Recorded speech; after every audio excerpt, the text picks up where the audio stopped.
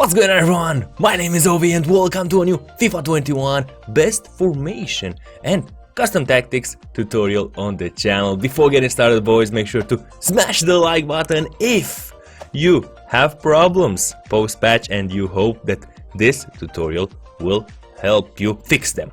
Boys, we're gonna talk about the top 3 formations in the game, and we will elaborate on one of them, on the best after the patch. First of all, I want to talk to you a bit about the 4-4-2 post-patch, who might be the best in the game, but it is the best in the game only if you've got the right players in the right positions. For example, the 2 CMs need to be absolutely fantastic, and not only that, the 2 center backs need to be very good. For example, by 2 good CMs I mean minimum, I would say minimum inform Sanchez and N'Golo Kante.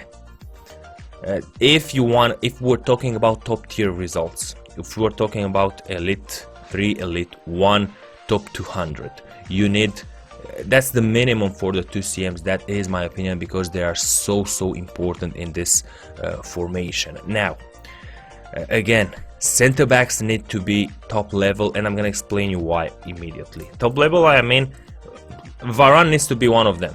Varane needs to be one of them, or you need to have another inform Gomez or normal Gomez, or other top center backs, maybe an icon. I like Dinair. I like the SBC of Dinair. Also, Jimenez seems to be very interesting. You see where I'm going. Expensive center backs. And why is this so important? Let's start first of all with the CMs.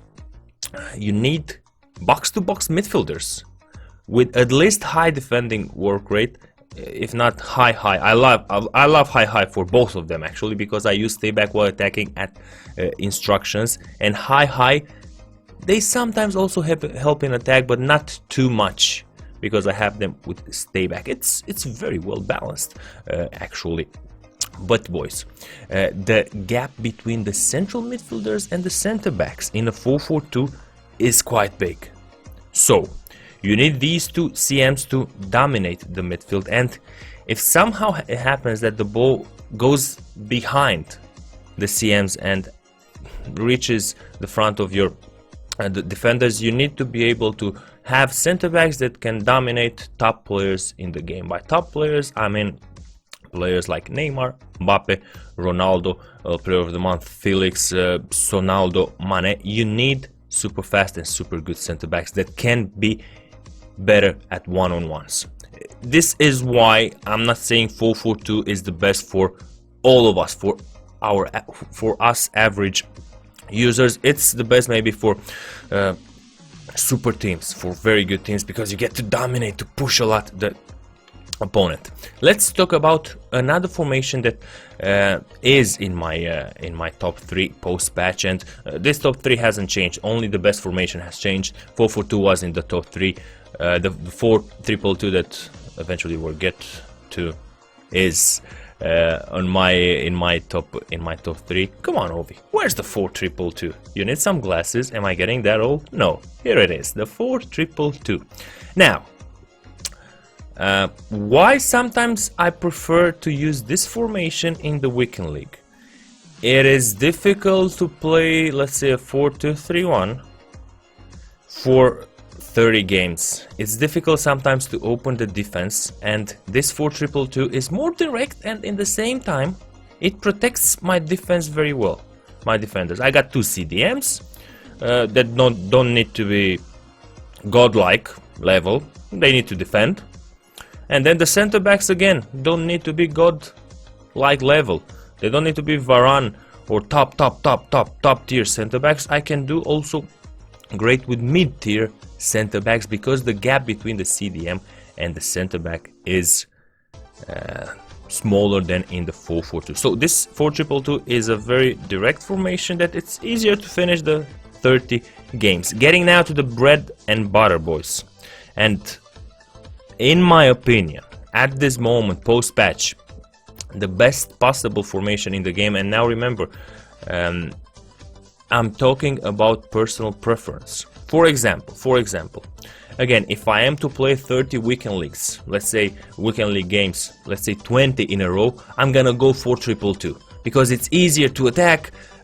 You just go forward, you know the angles, easier to attack, easier to finish the weekend league. But if I am, for example, to play a top player, or I don't know, if I have the time to play 5 games, then break, then another 5 games, then break, then another 5 games.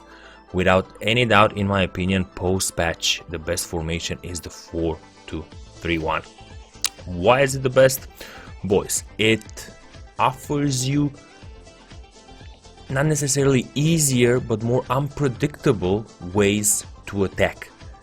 The central attacking midfielder here is a joy to use, but again, you need a player, I would say Neymar, or other very agile players, at least 4 stars weak foot, that can do the transition from the CDMs to the central attacking midfielders and strikers, from the fullbacks to the central attacking midfielders or strikers. This central attacking midfielder right here is the most important piece of this puzzle, and it happened to me in a few weekend leagues. After playing 4-2-2 so much, it's like I couldn't find, I'm talking about versus top players, I couldn't find the empty spaces, I couldn't create more variety in attack. But with the 4-2-3-1, when I changed, I'm talking about post-patch here, when I changed, I was a lot better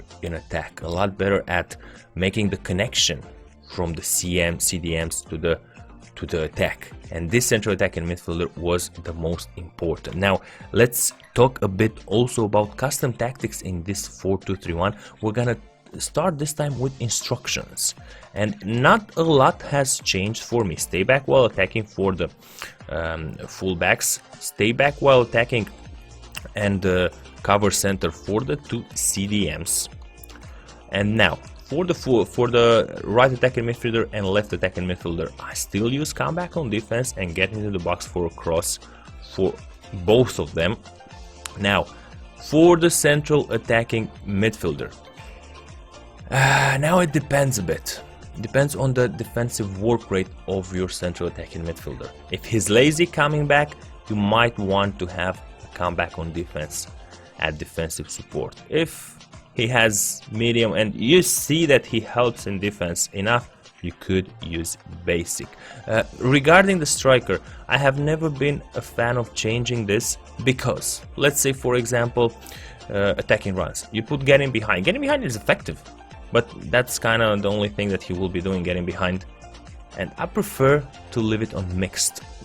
This is how I do the play instructions for the 4-2-3-1. Now regarding tactics, team width in defense will be on 4. I've seen people doing it on 3. Which is because it lowers on 3. It lowers even more. You don't see it on the screen in the right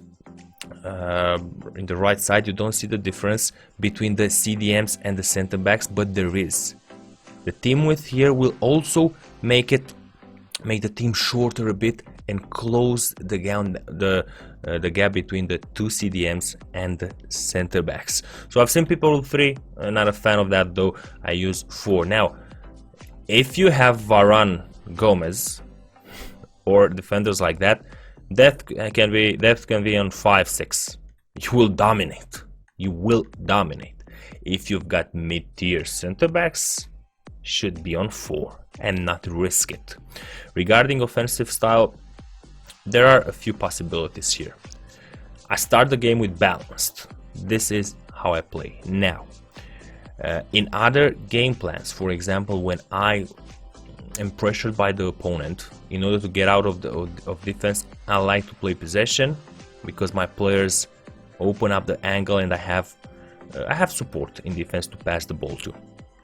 And if I want to pressure the opponent, I use long ball, press after possession loss and long ball. So this is for a more offensive game plan, but for the game plan that you are going to start, this is how I start. Now players in the box, I like to be aggressive here. When I make a run with the right attacking midfielder or left attacking midfielder, I like to have players in the box or at the edge of the box. Corner kicks and free kicks. Free kicks, to be honest, not that effective this year. They don't matter that much, 2-3 here. But corner kicks, it depends.